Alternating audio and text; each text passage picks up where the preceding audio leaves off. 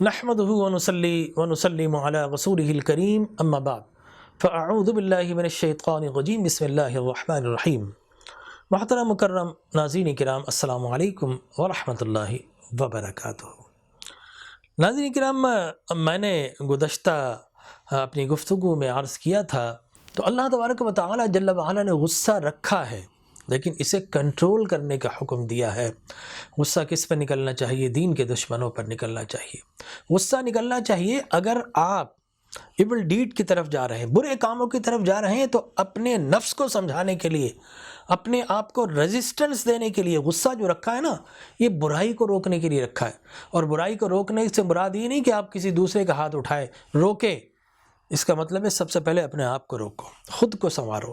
جب خود تبدیل ہو جاؤ گے، خود کو بدل لو گے، تو پھر زمانہ بھی آپ کو بدلا ہوا نظر آئے گا۔ تو سب سے پہلے جب برائی کی طرف جائیں نا، اپنے آپ پر غصہ کریں۔ غصے سے مراد یہ روکیں اپنے آپ کو۔ یہ غصہ برائی کو روکنے کے لیے اللہ نے رکھا ہے۔ غصہ آپ کا نکلنا چاہیے تو جہاد کے میدانوں میں کفار سے جہاد کرتے ہوئے آپ کا غصہ ہونا چاہیے۔ اب غصہ نہ ہو تو انسان جہاد کس طرح کرے گا؟ لیکن اپنے مسلمان بھائی پر ہاتھ نہیں اٹھانا۔ حضور نے فرمایا المسلم کالمسلم، ایک مسلمان دوسرے مسلمان کا آئینہ ہے، مرآت الرحمن مرآت المسلم ہے، ایک دوسرے کا آئینہ ہے۔ لہٰذا خبردار، تمہاری زبان سے، تمہارے ہاتھوں سے، تمہارے قول اور فعل سے کسی مسلمان کو نقصان نہیں پہنچنا چاہیے۔ یہ اسلام کی بنیادی تعلیمات ہے۔ لہٰذا یہ صبر کا مہینہ ہے، ضبط کا مہینہ ہے، برداشت کا مہینہ ہے، ایک دوسرے کو حقوق دینے کا مہینہ ہے۔ جب آپ برداشت کرنا سیکھیں گے نا، تو پھر آپ کو احساس ہوگا کہ معاشرہ کتنا بدلا ہوا ہے۔ جب آپ دیکھیے، برداشت یہ نہیں ہے کہ آپ کو کسی نے برا کہا اور آپ نے اپنے آپ کو روک لیا۔ نہیں صاحب، برداشت تو یہ ہے کہ کسی نے برا کہا اور آپ کے دل کے اندر ملال نہیں آئے، مسکراتے رہے۔ یہ برداشت کا ایک اچھا مقام ہے۔ لہٰذا اگر کوئی یہ کہے کہ اس نے ایک مارا تو صاحب میں نے بھی ایک چماٹ مار دیا، تو یہ برداشت ہے؟ نہیں صاحب، میں نے زیادہ نہیں مارا، میں طاقتور تھا، میں مار سکتا تھا۔ نو سر، اگر آپ کو یہ فیلنگ آ گئی تو ایک لمحے کے لیے سوچئے کہ آپ کا رب کتنا طاقتور ہے۔ آپ دن اور رات رب کی کتنی نافرمانیاں کرتے ہیں، کیا وہ آپ کی ہر نافرمانی پر آپ کو پنش کرتا ہے، آپ کو سزا دیتا ہے؟ نہیں دیتا، وہ معاف کرتا ہے۔ ہم دن رات برائیاں کرتے ہیں، وہ معاف کرتا ہے۔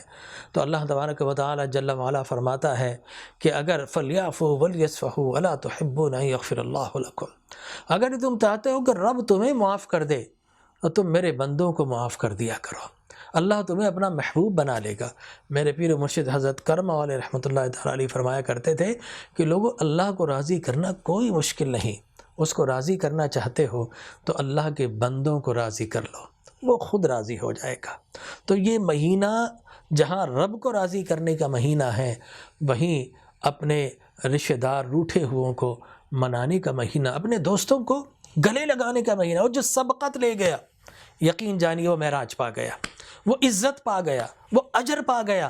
یعنی کہ آپ انتظار کریں دوسرا آ رہا ہے، وہ مجھے مسکرا کر دیکھے، میں مسکرا کر دیکھوں، نو نو نو نو، آپ پہل کریں گے، اللہ تبارک و تعالی آپ کو اجر و ثواب عطا فرمائے گا۔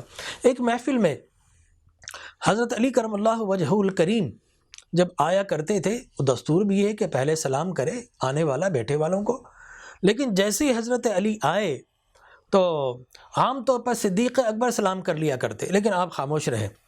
حضرت علی کرم اللہ وجہہ الکریم نے سلام کر لیا اور کہا کہ اے ابو بکر، آپ ہمیشہ پہل کیا کرتے تھے، آج آپ نے پہل نہیں کی۔ فرمایا میں نے رسول مکرم صلی اللہ علیہ وسلم سے سنا، جو اپنے بھائی سے سلام کرنے میں پہل کرتا ہے، اللہ تبارک و تعالی اس کے لیے جنت میں ایک محل بنا دیتا ہے۔ تو میں نے چاہا ہے کہ علی تمہارا بھی محل بن جائے، آج سبقت تم لے جاؤ۔ تو یہ وہ فاستبقوا الخیرات کا معنی نیکیوں میں کمپٹیشن۔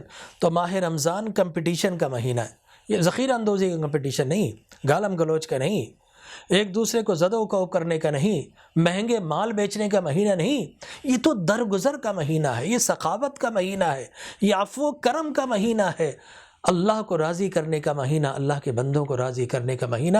اور اللہ کے وعدے پر یقین کریے، فرمایا شہر یزاد فی رزق المومن، کہ یہ وہ مہینہ ہے جس میں اللہ تبارک و تعالی مومنین کے رزق کو بڑھا دیتا ہے، وہ بڑھا رہا ہے۔ آپ کو کیا ضرورت ہے خود سے بڑھانے کی؟ جب اس کا وعدہ ہے اس کے وعدے پر یقین کیجیے. دعا کیجیے اللہ تبارک و تعالی ہمیں ماہ رمضان کی ساری برکتیں، حلاوتیں، لذتیں اور تعلیمات عطا فرمائے. آمین. وآخر دعوانا الحمدللہ رب العالمین.